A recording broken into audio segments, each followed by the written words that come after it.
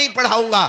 اب امام ابو حنیفہ رحمۃ اللہ علیہ سبق پڑھائیں گے، اور پھر امام ابو حنیفہ رحمۃ اللہ علیہ کا جو علم، جو نالج، جو ایجوکیشن، جو تعلیم، جو فقہ پر نظر، کہ آج ہم جتنے ہیں سب کے سب امام ابو حنیفہ کے مقلدین ہیں، ہم جتنے یہاں پر بیٹھے ہیں۔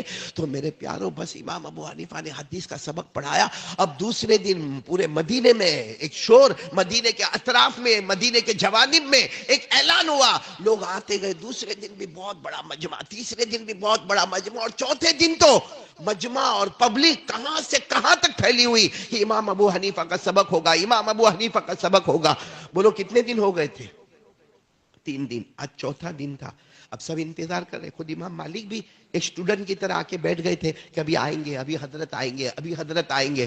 آئی نہیں، امام ابو حنیفہ رحمۃ اللہ علیہ آ نہیں رہے، تو امام مالک رحمۃ اللہ علیہ اٹھ کر گئے، کیوں میرے گھر سے ہی ان کو آنا ہے اور آنے میں اتنی دیر ہو رہی ہے، سبق نہیں پڑھاؤں گا۔ اب امام ابو حنیفہ رحمۃ اللہ علیہ سبق پڑھائیں گے، اور پھر امام ابو حنیفہ رحمۃ اللہ علیہ کا جو علم، جو نالج، جو ایجوکیشن، جو تعلیم، جو فقہ پر نظر، کہ آج ہم جتنے ہیں سب کے سب امام ابو حنیفہ کے مقلدین ہیں، ہم جتنے یہاں پر بیٹھے ہیں۔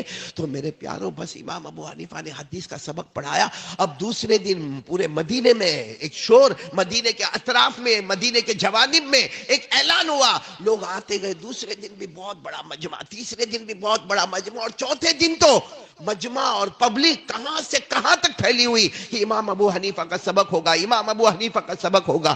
بولو کتنے دن ہو گئے تھے؟ 3 دن، آج چوتھا دن تھا۔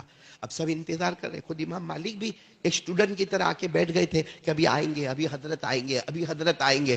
آئی نہیں، امام ابو حنیفہ رحمۃ اللہ علیہ آ نہیں رہے، تو امام مالک رحمۃ اللہ علیہ اٹھ کر گئے، کیوں میرے گھر سے ہی ان کو آنا ہے اور آنے میں اتنی دیر ہو رہی ہے۔